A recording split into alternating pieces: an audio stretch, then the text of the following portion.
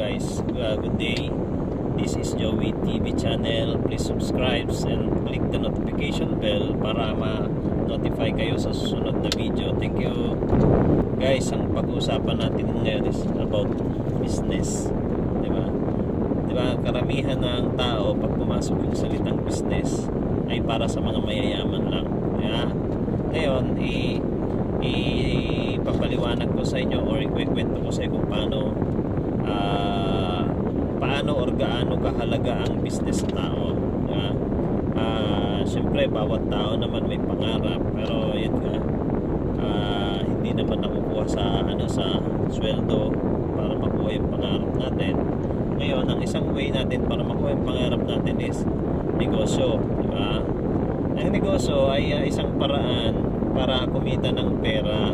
Pero, siyempre, ang karamihan, ang negosyo ay para sa mayayaman. Pero hindi, di ba?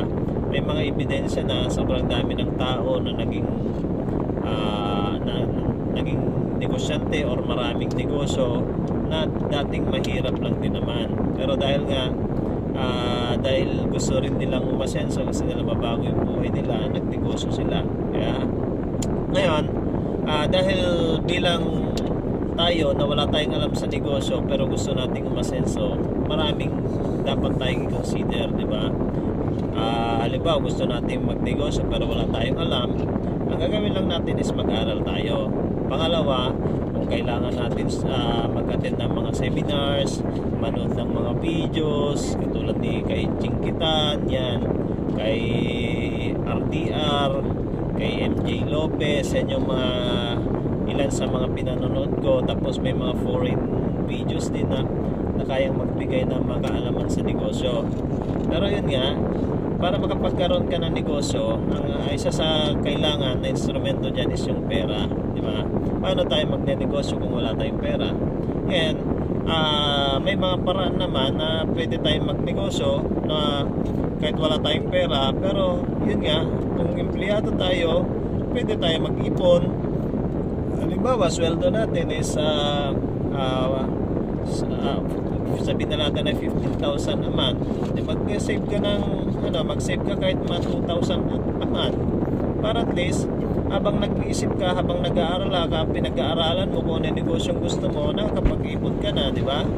Yun lang yung way natin para makapag-put up ng negosyo. Ngayon, kapag medyo sapot na yung negosyo mo, ay yung puhunan mo, at meron ka ng sapat na kaalaman, doon mo na simulan yung negosyo, di ba? Pero wag kang titigil na kapag nagsimula ka ng negosyo, wag kang tumigil na mag-aral, manood ng video. Yan yung sinasabi ko, kung may seminar, mag-seminar ka. Kasi yan yung isa sa paraan, yan yung isang ingredients para magiging successful ang tao, di ba?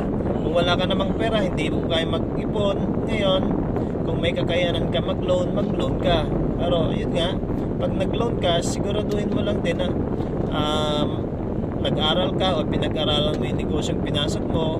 Kung may kakayanan ka naman na mag-hire ng tao na may sapat na kaalaman para magawa yung negosyo, para matulungan ka sa negosyo at bigyan mo siya ng sweldo, pwede, di ba?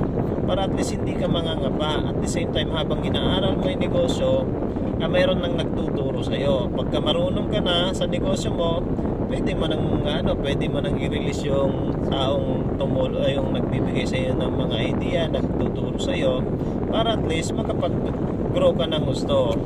Yan yung isang way para at least makakuha natin yung negosyong gusto natin.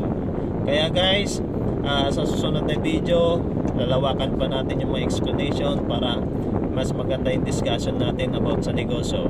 Kaya kung sino man ang gustong magkaroon ng negosyo o gusto magkaroon ng kaalaman na kahit wala pa silang negosyo, pwede kayong mag-subscribe sa mga business videos, yan, editor, writer na sa YouTube, meron mga yan para at least magkaroon tayo ng mga idea. Kay Chinkitan, yan, isa sa nagtuturo about business na kahit papano, kahit pa isa-isa natutunan mo, importante may natututunan ka para hindi ka mangangapa kapag nagsimula ka na sa negosyo.